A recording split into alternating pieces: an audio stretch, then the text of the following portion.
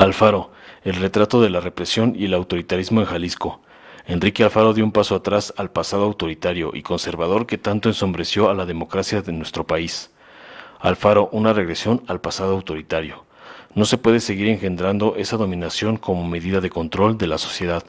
La política de censura tiene que comenzar a suprimir ese pasado de rechazo de la sociedad y cuya peculiaridad era someter y disuadir las manifestaciones civiles con golpes y artefactos. Las demandas sociales deben abrir la brecha del pluralismo.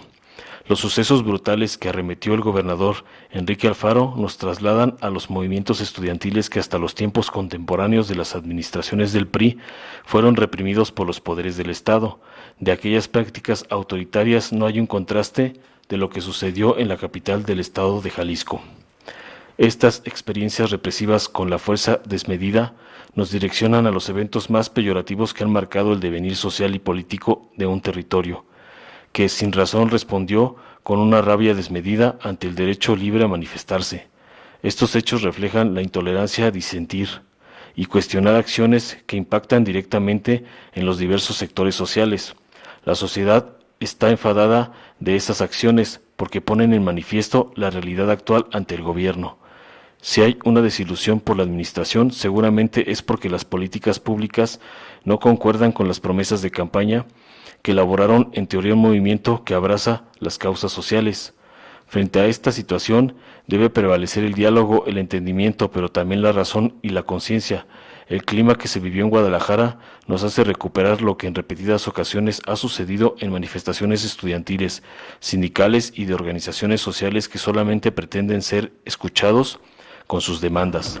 Si la razón está de cualquiera de ambas partes, no deben prevalecer estos actos vergonzosos de jóvenes golpeados a mansalva ante la mirada escéptica de la sociedad.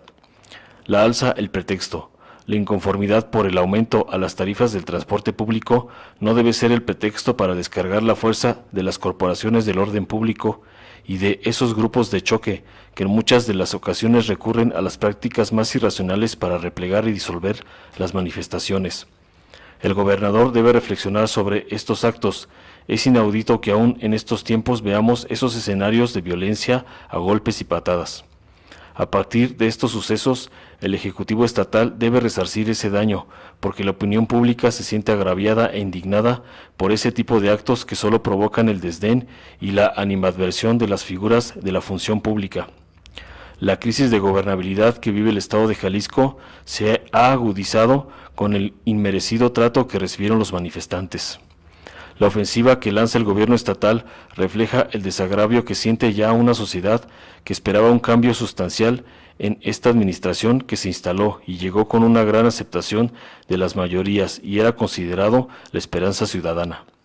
Invariablemente de los programas sociales y de garantizar un esquema integral para el Estado, debe prevalecer un clima que dé condiciones de seguridad a la ciudadanía, no el maltrato y la manera que muchos de los jóvenes fueron censurados de manera explícita por la percepción que generaron las imágenes y los testimonios que narraron estos hechos. El retrato conservador del autoritarismo y la represión parecen haber revivido en Guadalajara un hecho ominoso que da lectura a los pasajes más penosos de nuestra vida democrática del país.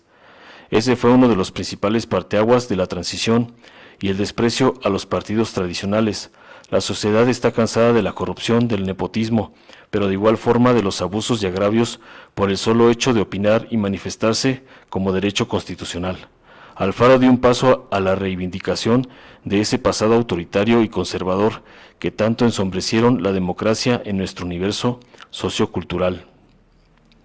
Es penoso, vergonzoso, pero también debe haber apertura a la discrepancia que alude por esa flaqueza de gobernabilidad que elaboró el ahora gobernador en tiempos de campaña. Este es un caso que marcará un precedente de una jornada de distintos agravantes que sufrieron un grupo de jóvenes que se manifestaban por un incremento inflexible en las tarifas del transporte público. Es evidente que estas acciones deben ser calificadas como penosas, radicales, pero también al más puro estilo del presidencialismo omnipotente de aquellos tiempos del priismo represor. En este contexto, se debe hacer un llamado a la Comisión Nacional de Derechos Humanos para buscar los recursos y mecanismos que garanticen el respeto y salvaguardar la integridad física y emocional de los adolescentes. Informó Mr. Político, nos vemos en el siguiente video.